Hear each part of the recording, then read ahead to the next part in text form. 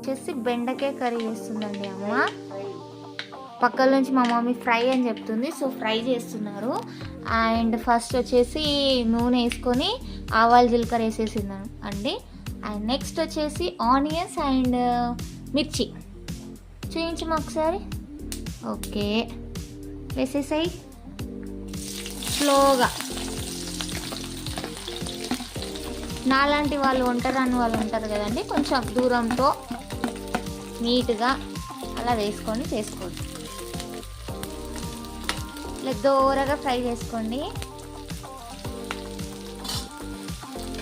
So తర్వాత మీరు దూరగా వేయించుకున్న తర్వాత ఒక కలర్ వస్తుంది. అప్పుడు ఏం చేయాలి అంటే ఇలా పసుపు వేసేయాలి. మేమైతే హోమ్ మేడ్ పసుపు అండి, హోమ్ మేడ్ పసుపు, హోమ్ మేడ్ కారం అన్నీ హోమ్ మేడే. మా డాడీ చాలా హోమ్ మేడ్ ఫుడ్డే ఇష్టపడతారు, సో అలాంటివి తీసుకొని వచ్చి మేము చేసుకుంటాం. ఇలా తిప్పేసుకోవాలి బాగా.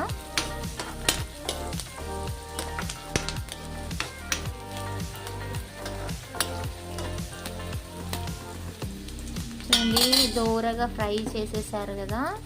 ఈ బెండకాయలు ఉన్నాయి కదండి, ఈ బెండకాయలు చిన్న ముక్కలుగా కట్ చేసుకొని ఇలా కడిగేసుకొని ఇలా ఈ జిగ్గుడు ఉంటుంది కదా, అది లేకుండా ఇలా ఫ్రెష్గా మంచిగా కట్ చేసుకొని ఇలా వేసుకోవాలండి.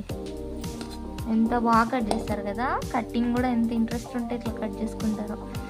సో బాగుంది కలర్ఫుల్గా.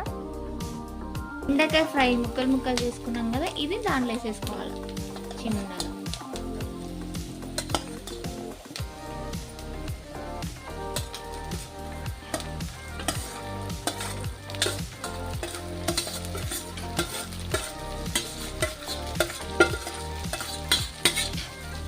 మెదగా ఫ్రై చేసుకుని ఇట్లా తిప్పేసుకొని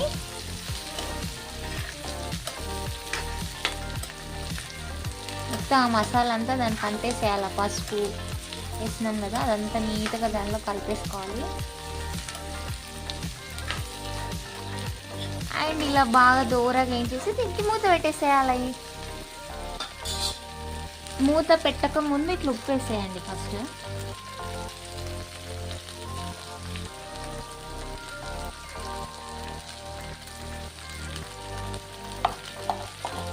ఒకసారి మళ్ళీ కలపండి.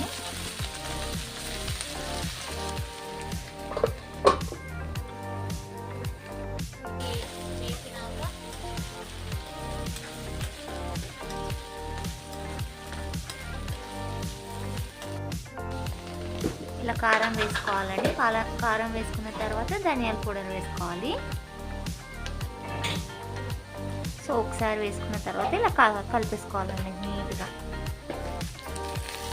అయిపోయా బెండకాయ ఫ్రై. ఈ బెండకాయ ఫ్రైతో మనము జొన్న రొట్టె తింటే అదుర్స్. వావ్.